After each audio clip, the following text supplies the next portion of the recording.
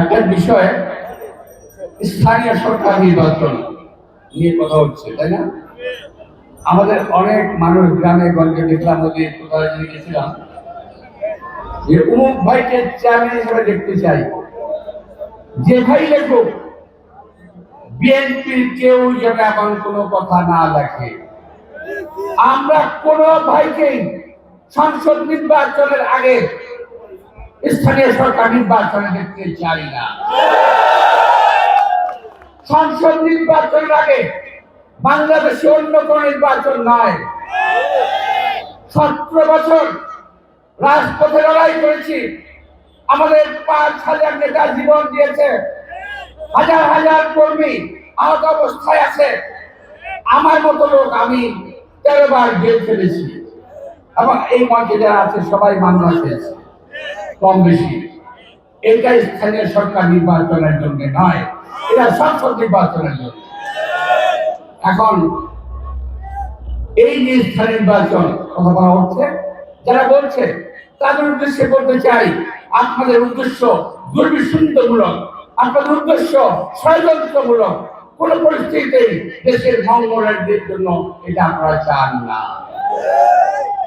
বিএনপির প্রভূত জনপ্রিয়তা দেখে, দেশনেত্রী বেগম খালেদা জিয়ার জনপ্রিয়তা দেখে, আমাদের নেতা শহীদ রাষ্ট্রপতি জিয়া রহমানের জনপ্রিয়তা দেখে, আজকে আমাদের তারেক রহমানের জনপ্রিয়তা দেখে ঈর্ষান্বিত কতিপয় মানুষ, কতিপয় দল, কতিপয় লোক বিএনপিকে একটি কোণে ছেড়ে দেওয়ার চেষ্টা করছে। তারা বিএনপিকে আওয়ামী লীগের থেকে ছেড়ে দেওয়ার চেষ্টা করছে, বিএনপিকে ভারতের দালাল হিসেবে আখ্যায়িত করার চেষ্টা করছে। তাদের উদ্দেশ্যে বলতে চাই, আপনাদের মনে রাখতে হবে, আমাদের বিএনপি কখনোই ভারতের দাবিদারি করে নাই। যদি দাবিদারি করতো, শহীদ রাষ্ট্রপতি জিয়া রহমান আগে আমাদের জীবিত থাকতো, উনি মারা যেতেন না। উনি ভারতের দাবিদারি করেন না বলেই ওনাকে আত্মহত্যা হয়েছে, ওনাকে মরতে হয়েছে। অনেকেই আপনারা শুনছেন না, কিন্তু দলের বদনাম হচ্ছে, অপকর্ম করছে আরেকজন, নাম হচ্ছে বিএনপি। এই কথাটা খেয়াল রাখবেন, এটা খেয়াল রাখতে হবে। প্রিয় ভাইরা, এটা আসি, দ্রব্যমূল্য আমাদের অনেক বেড়ে গেছে, তাই না? দ্রব্যমূল্যের কারণে মানুষ আজকে অতিষ্ঠ হয়ে গেছে। এটাকে একটা সহনীয় পর্যায়ে আনতে হবে।